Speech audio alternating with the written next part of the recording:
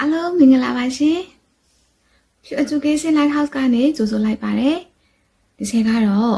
ခင်ဗျတို့တက်တဲ့နိုင်ငံကြီးတွေမှာပညာသင်သွားဖို့ကြိုးစားနေကြတဲ့ကျောင်းသားကျောင်းသူလေးတွေအတွက်နိုင်ငံခြားပညာသင်ဆိုင်ရာအချက်အလက်တွေကိုလိုတိုရှင်မျှဝေပေးနေတဲ့ဒေါက်တာဖြူပဲဖြစ်ပါတယ်။ဒီချိန်ချင်းမျှဝေဖို့စဉ်းစားထားတဲ့အကြောင်းအရာလေးကတော့ဂျာမနီနိုင်ငံမှာပညာသင်ခွင့်ရရှိမဲ့ DAD ပညာသင်စုကျောင်းပဲဖြစ်ပါတယ်။အဲ့တော့ DAD ပညာသင်စုလျှောက်မယ်ဆိုရင်ဘယ်လိုရည်ရှင်းနေရှိရမလဲဘယ်လိုအချက်လက်တွေပြင်ဆင်ရမလဲဆိုတာခြေနဲ့တူတူသွားကြည့်ကြရအောင်နော် Scholarship ကသူကပေးတာလဲဆိုရင် BMZ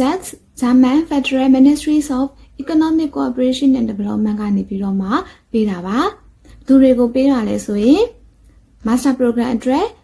တစ်နှစ်ကနေနှစ်နှစ် PhD Program အတွက်3နှစ်ခွဲအထိပညာသင်စုထောက်ပံ့ကြေးပေးမယ့်အစီအစဉ်လေးဖြစ်ပါတယ်အဲ့တော့ဘာတွေရရှိမှာလဲဆိုလို့ရှိရင်မာစတာတက်မဲ့ကျောင်းသားကျောင်းသူတွေအတွက်တစ်လကို992ယူရိုဒေါက်ထရေးကျောင်းသားကျောင်းသူတွေအတွက်တစ်လကို1300ယူရိုပေးအပ်မှာဖြစ်ပြီးတော့မှ health insurance cover အပြင် travel allowance ပါရရှိပါမယ်ဒါအပြင်ကိုကသာအချက်လက်တွေအစီအစဉ်တွေတေချာဖော်ပြပေးနိုင်မယ်ဆိုရင်ခေါ်ဝင်သွားမိသားစုဝင်တွေအတွက် monthly rent subsidy နဲ့ပုံမှန် monthly allowance လစဉ်ထောက်ပံ့ကြေးရရှိနိုင်မယ့်အစီအစဉ်ကောင်းလေးပဲဖြစ်ပါတယ်။အဲ့တော့ဘသူတွေကိုပေးမှလဲဘသူတွေချောက်လို့ရလဲကြည့်အောင်။ဘသူတွေချောက်လို့ရလဲဆိုရင်ဖွံ့ဖြိုးဆဲလုပ်ငန်းတွေမှာ development policy နဲ့ development project တွေမှာပါဝင်ဆောင်ရွက်နေတဲ့ private company, public company တွေမှာလုပ်ကိုင်နေတဲ့သူလုပ်သက်အနည်းဆုံး2နှစ်ရှိတဲ့သူတွေလျှောက်ထားလို့ရပါတယ်။အဲ့တော့ဒါပေမဲ့သတိပြုရမယ့်အချက်ကတော့ဘွဲရထားတဲ့ခုနှစ်ကတက်တန်းက6နှစ်ထဲကျော်လို့မရပါဘူး2019ခုနှစ်နောက်ပိုင်းဘွဲရထားတဲ့သူတွေသာ6ခွင့်ရှိမဲ့အစီအစဉ်လေးပါရှင်အဲ့တော့ဘာတွေပြင်ဆင်ဖို့လိုမလဲဆိုရင်ဂျာမန်ဘာသာနဲ့ရှောက်လို့ရမယ်ဂျာမန်ဘာသာရပ်နဲ့လည်းရှောက်လို့ရမယ်အင်္ဂလိပ်ဘာသာရပ်နဲ့လည်းရှောက်လို့ရမယ်ဆိုပြီးတော့ရွေးချယ်ခွင့်တစ်ခုရှိပါတယ်အဲ့တော့သက်ဆိုင်ရာကိုချောက်မဲ့မေဂျာတွေရဲ့ study fee တွေရဲ့ post မှာဝင်ကြည့်ပြီးတော့မှလိုအပ်တဲ့language skill ability ပြည့်မပြည့်စစ်ကြည့်လို့ရပါမယ်ရှင်အဲ့တော့ဘယ်လိုကျောင်းသားကျောင်းသူတွေရှောက်လို့ရမလဲ study fee ကိုလေ့လာကြည့်မယ်ဆိုရင်တော့ပညာရဲ့မျိုးစုံနယ်ပယ်မျိုးစုံအကျယ်ကြီးကို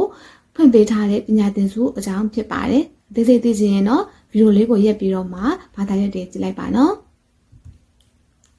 အဲ့တော့ဘယ်လိုချောက်ကြရမလဲဆက်ပြီးတော့ကြည့်ကြရအောင်ဘယ်လိုချောက်ကြမလဲဆိုရင်ပြင်ဆင်ထားရမယ့် document 9ခုလိုအပ်ပါတယ်နံပါတ်1အချက်ကတော့ completed and signed checklist sign ထိုးထားတဲ့ checklist ပြင်ပေးရမယ်နံပါတ်2 application form ပြင်ပေးရမယ်နံပါတ်3 CV ပြင်ပေးရပါမယ် CV ပြင်တဲ့အခါမှာသတိထားရမှာက Europass CV ဖြစ်ဖို့လိုအပ်ပါတယ်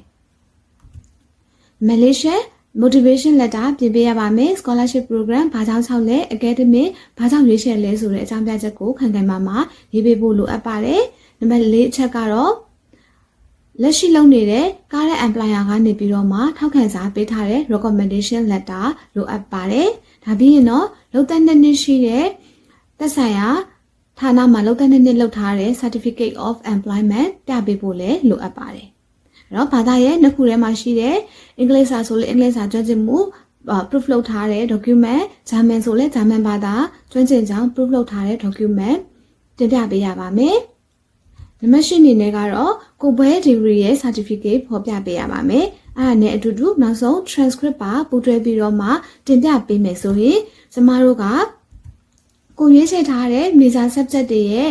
DAD portal online မှာသွားပြီးတော့မှဓာတ်ရိုက် document တွေကို submit လုပ်ပြီးတော့မှလျှောက်ထားနိုင်မှာဖြစ်ပါတယ်။လျှောက်ထားတဲ့သူတွေကမှသင်တော်တဲ့သူတွေကို university ကရွေးချယ်မယ်ရွေးချယ်တဲ့ candidate တွေကို DAD scholarship ပုတ်ဖွဲ့ကိုပို့ပြီးတော့မှ DAD ပုတ်ဖွဲ့ကရွေးချယ်လိုက်မယ်ဆိုရင်တော့သင်က scholarship ရမယ်အခွင့်အရေးပိုင်ဆိုင်နိုင်မှာဖြစ်ပါတယ်။ကဲအားလုံးပဲဂျာမနီနိုင်ငံပညာသင်စုကိုရှောက်ကြည့်ပြီးတော့မှပညာသင်သွားရောက်နိုင်ကြပါစေလို့ဆုတောင်းပေးလိုက်ပါတယ်။တော့ scholarship နဲ့ပတ်သက်တဲ့အချက်လက်တွေ university အချက်လက်တွေကိုလိုအပ်တယ်ဆိုရင်တော့ messenger ဖြစ်စေcomment box မှာဖြစ်စေဆက်သွယ်ပြီးတော့မှတောင်းယူနိုင်ပါတယ်အားလုံးပဲပညာသင်စုတွေရရှိပြီးတော့မှတောက်ပတဲ့အနာဂတ်လေးတွေပိုင်ဆိုင်ကြပါစေလို့ဆုတောင်းပေးရင်းနဲ့ဒီတစ်ပတ်ဗီဒီယိုလေးကနေနှုတ်ဆက်လိုက်ပါတယ်အားလုံးကျေးဇူးတင်ပါတယ်